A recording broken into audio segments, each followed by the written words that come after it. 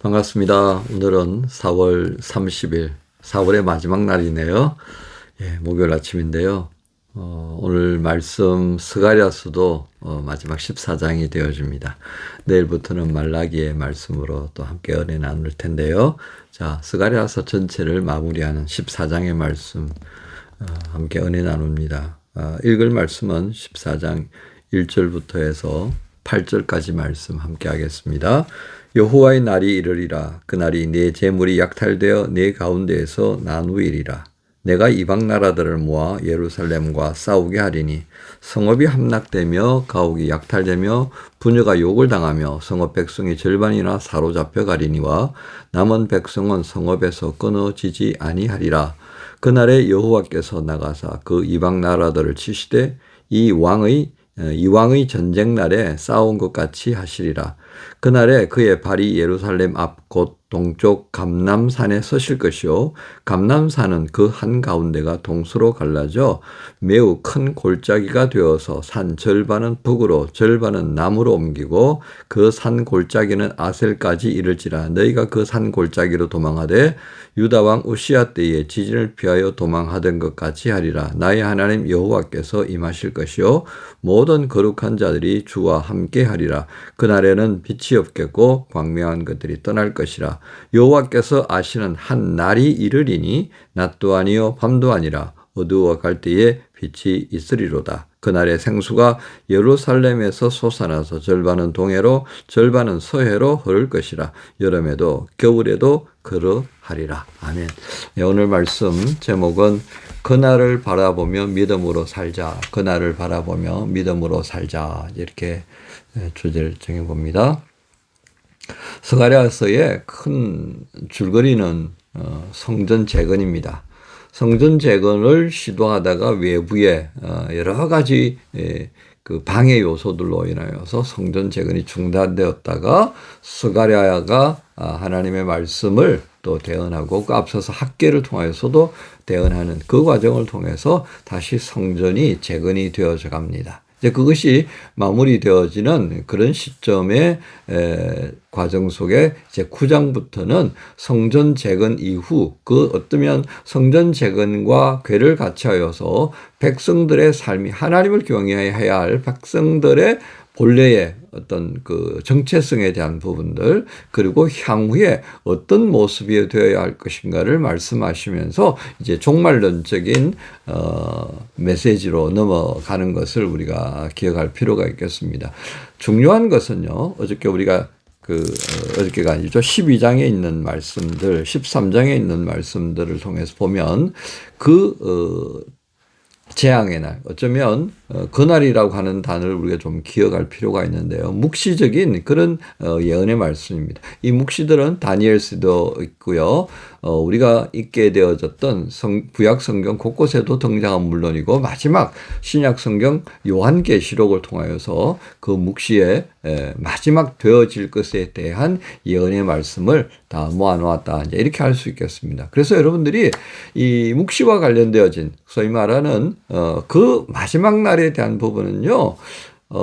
문자 그대로 읽어버리시면 진짜 곤란한 상황이 오게 되는 겁니다. 그래서 그 시대의 어떤 언어적인 비유들 또 상징성들 그리고 이스라엘 백성들이 알 수 있음직한 설명들이 전제가 되어 있는 겁니다. 그런 것을 통하여서 우리에게 이 묵시에 관한 말씀을 하시고 있다는 것들을 이제 딱 밑바탕에 깔고 이 말씀들을 이해하시면 좋겠습니다. 자, 먼저 1절부터 시작되어지는 내용들을 보실까요? 여호와의 날이 이를 것이다 하는 것을 말씀하시잖아요. 여호와의 날. 자, 우리가 전제적으로 여호와의 날에 하나님을 향하여서 믿음으로 사는 자들에게는 살 것이다. 그렇죠?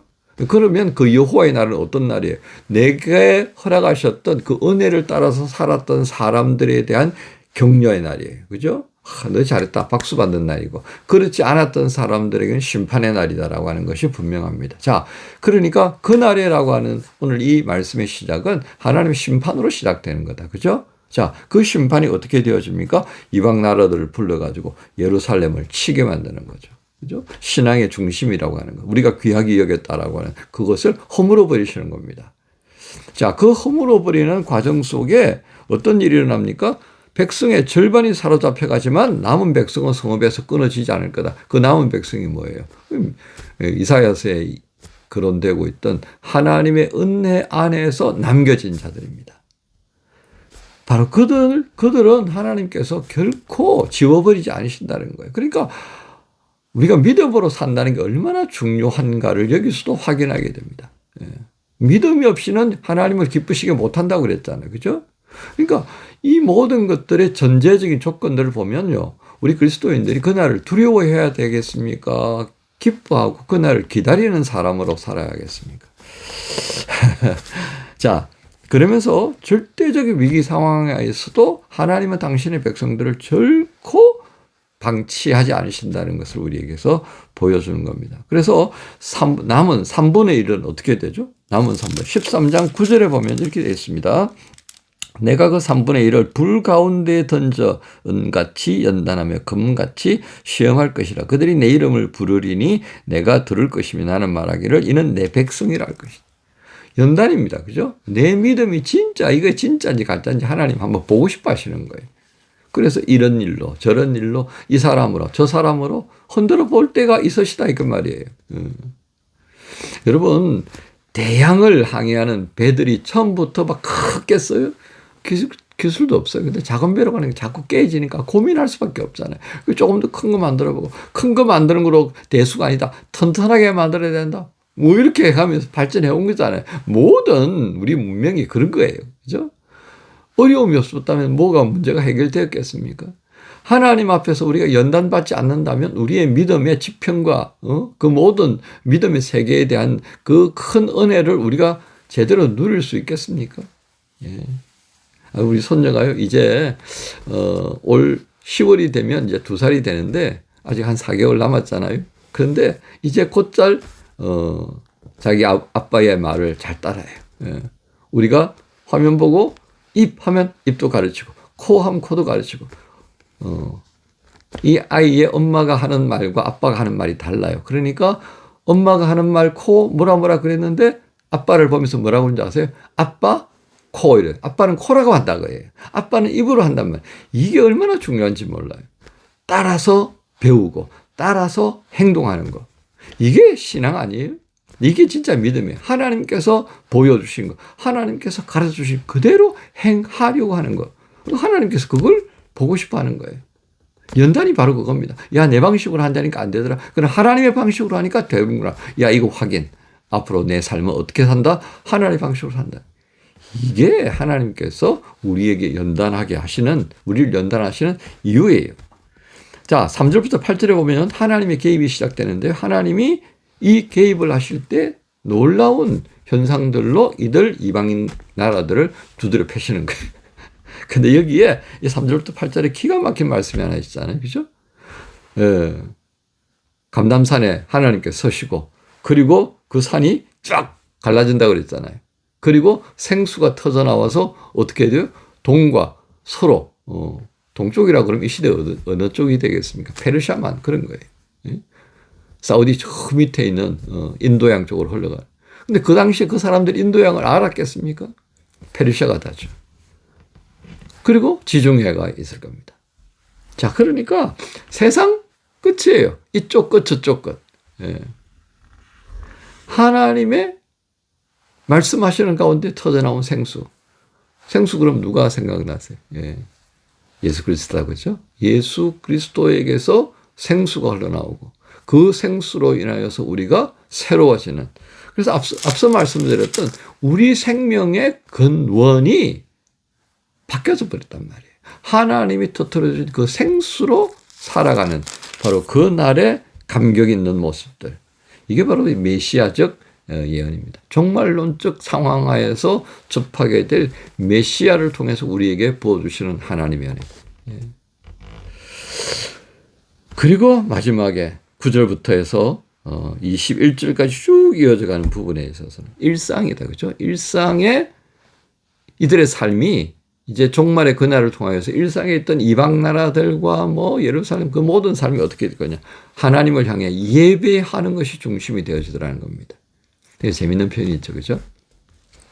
자, 18절 한번 볼까요? 만일 애굽 족속에 올라오지 아니할 때는 비 내림이 있지 아니하리니 여호와께서 초막절을 지키러 올라오지 아니하는 이방 나라들의 사람을 치시는 재앙을 그에게 내리실 것이다. 초막절이 뭔지 아시죠? 추수감사예요. 모든 추수를 다 끝내놓고 그 초막을 짚고 거기 앉아가지고 하나님의 은혜를 이야기하는 거예요. 전부터 주어졌던 그 하나님의 구원의 은혜, 이거를 전해주는 어른이, 부모님이 젊은 세대 어린 자녀들에게 전해주는, 그게 초막절에 담겨있는 가장 핵심적인 거예요. 이게 하나님의 은혜를 되새김질하는 그런 것을 귀하게 여기지 않는 자들에게는 비 안 내려준다, 그 말씀을 하시는데 좀 그렇다, 그렇죠? 이게 뭐예요? 모든 나라 민족들이 모여서 하나님의 은혜를 감사하고 하나님께 예배하게 되는 것이 일상으로 여겨지는 바로 그 날이 언제예요? 바로 그날, 여호와의 날이다라고 하는 것을 말씀합니다. 그러니까 21절 마지막 절에 그날에는 만군의 여호와의 전에 가나안 사람이 다시, 가나안 사람 어떤 거예요? 바알 신과 아세라 신을 중심으로 살던 이 가나안 사람들입니다. 이게 없다면 그 말은 뭐예요? 모두가 하나님께로 돌아오게 되는, 모두가 하나님 앞에 예배하는, 바로 이 날을 위하여서 하나님께서 이스라엘 택하여 세운 거예요. 이 거룩한 백성, 제사장 나라. 근데 깽판 쳐버려가지고 엉망돼 버렸던 그것으로 인하여서 하나님의 마음이 얼마나 힘들었겠습니까? 자, 오늘 말씀을 정리합니다. 오늘 우리는 누구입니까? 예수 그리스도 안에서 구원받은 사람들입니다. 이 구원받은 사람들의 삶의 방향성은 하나님을 영화롭게 하는 거예요. 하나님께서 기뻐하시는 것이 무엇인지, 하나님의 선하다라고 옳다 여기시는 것이 무엇인지를 생각하면서 선택적인 삶을 결단하는 거다. 그죠? 하지만 세상도 만만치 않습니다. 하지만 다시 한번 주님은 우리에게 말씀합니다. 스가랴를 통하여서 그날에 어떻게 되어지는가를 기억해라.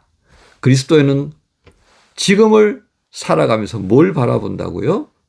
발을 지금 이 땅에 탁 디디고 눈은요 그날을 바라보며 살아가는 사람. 그러니까 믿음으로 사는 것이 얼마나 소중한가를 보게 됩니다. 사는 지체 여러분, 이 목요일 스가랴서를 마무리하면서 그날을 바라보며 또 믿음으로 사는 것이 얼마나 소중한가를 한 번 더 확인할 수 있고, 그 날을 바라보며 살아가는 우리 귀한 지체들 다 되시기를 우리 주님 예수님의 이름으로 축복합니다. 주님 감사합니다.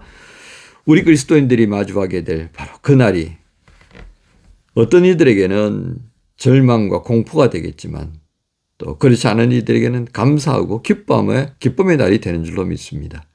사랑하는 우리 모든 지체들, 바로 그날을 바라보며 믿음으로 살아내어서 성령의 도우심을 따라 그렇게 믿음으로 굳게 세워지게 하셔서 주님 만나는 그날 기쁨과 감사가 어우러지는 복된 날 되게 주옵소서. 예수님 이름으로 기도합니다. 아멘. 주님 다시